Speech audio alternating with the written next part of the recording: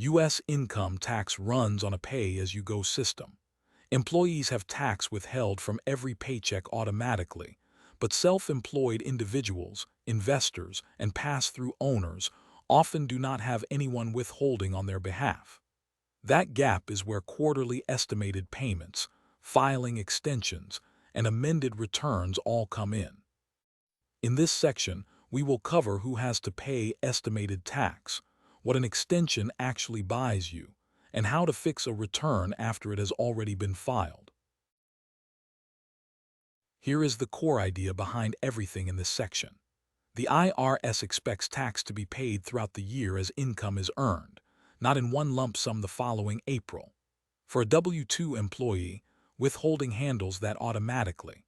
But for self-employed individuals, sole proprietors, partners, S-corp shareholders with pass-through income, and investors with substantial dividend or capital gain income, there is often little or no withholding at all. That is exactly the population that almost always ends up owing quarterly estimated tax. Form 1040Es is how individuals pay estimated tax. The trigger is specific.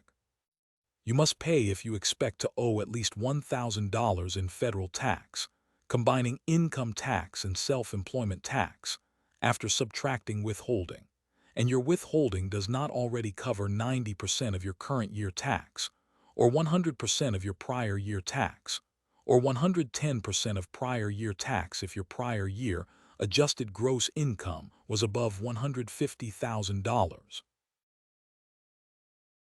There are two safe harbor paths that protect you from the underpayment penalty. Option A pays 90% of your actual current year tax liability, split into 4 equal installments. Option B pays 100% of last year's tax, or 110% if last year's adjusted gross income was above $150,000, also in 4 equal installments. Option B is usually the safer bet, because it is anchored to a number you already know, regardless of how this year's income moves around. The 4 quarterly due dates for 2026 do not line up neatly with calendar quarters. Q1 covers January through March income and is due April 15, 2026. Q2 covers April and May and is due June 16. Q3 covers June through August and is due September 15. Q4 covers September through December and is due January 15, 2027, though that final payment can be skipped entirely if you file your full year return and pay all tax owed by January 31st. The recommended way to pay is EFTPS, the Electronic Federal Tax Payment System, at efps.gov, which gives you same-day confirmation. IRS Direct Pay is also free, or you can mail a check with the Form 1040Es voucher, or pay by card through an approved third-party processor, which charges a fee. If you end up overpaying, that surplus does not have to come back as a refund. It can be applied straight to next year's Q1 estimated payment, which is a simple way to reduce your first obligation the following year, and Form 1040 lets you split the overpayment between a refund and a next year application. If you miss both safe harbors, the underpayment penalty is computed on Form 2210 at a rate set quarterly, the federal short-term rate plus 3 percentage points, which typically lands around 7 to 8% annualized in 2026.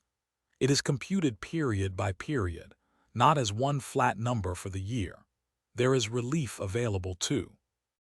The annualized income method in Form 2210 Part 2 can reduce or eliminate the penalty when your income was concentrated later in the year.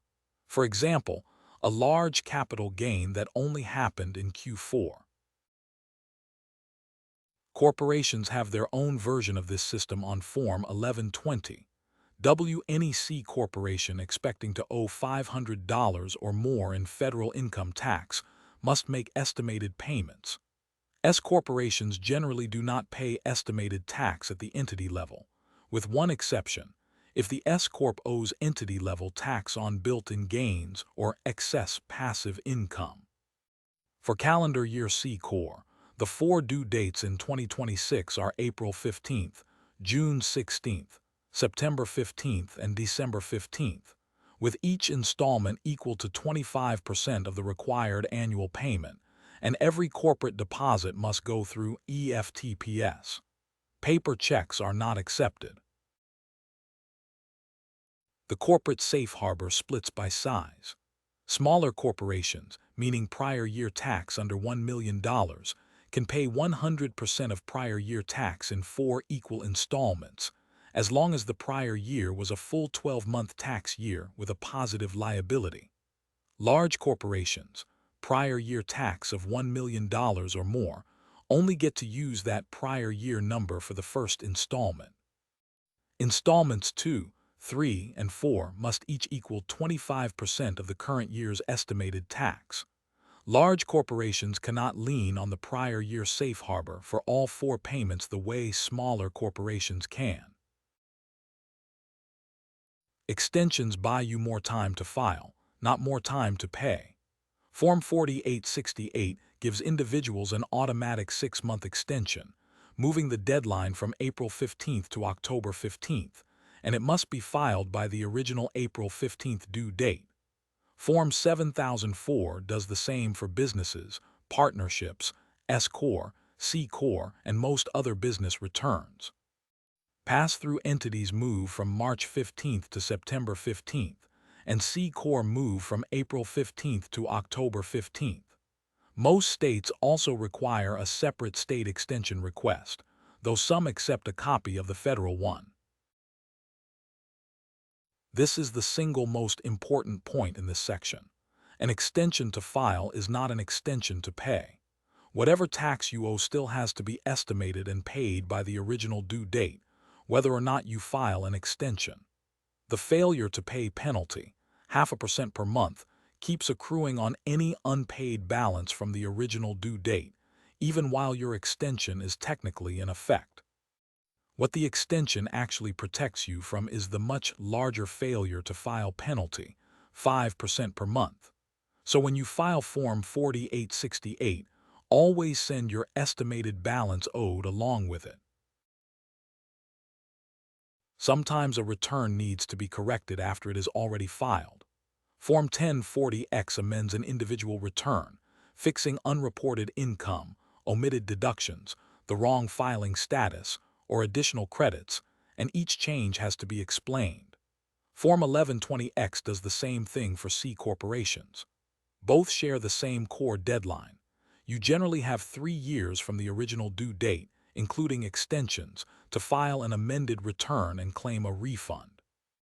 That window stretches to 6 years if income was understated by 25% or more, and there is no time limit at all for a fraudulent return.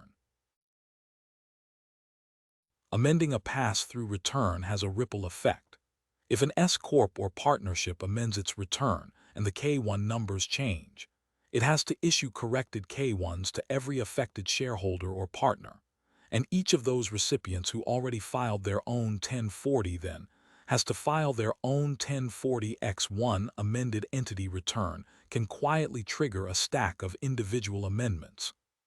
Separately, if you are carrying back an NOL, a net operating loss, Form 1045 for individuals or Form 1139 for corporations offers a faster path to a refund than a 1040X. Both must be filed within 12 months of the close of the loss year, and the IRS then has just 90 days to act on the claim. Preparing an amended return goes smoothly when the records are ready ahead of time. You will need the original return as filed, corrected income documents, documentation supporting each individual change, support for any additional deductions, a record of prior payments and refunds, the prior year return along with any carryover schedules, and if a K-1 is involved, the amended K-1 alongside the original K-1 so the change is easy to trace. Let's bring this together. U.S. taxes pay as you go, So individuals use Form 1040Es and corporations use Form 1120W to stay ahead of quarterly obligations, with safe harbor options that protect against underpayment penalties. Extensions, Form 4868 and Form 7004, buy time to file, never time to pay, so always send your estimated balance with the extension. And when a return needs fixing, Form 1040X and Form 1120X handle it, with faster relief available through Form 1045 or Form 1139 for NOL carrybacks. Keep good records, watch your deadlines, and these tools keep you in control instead of catching up.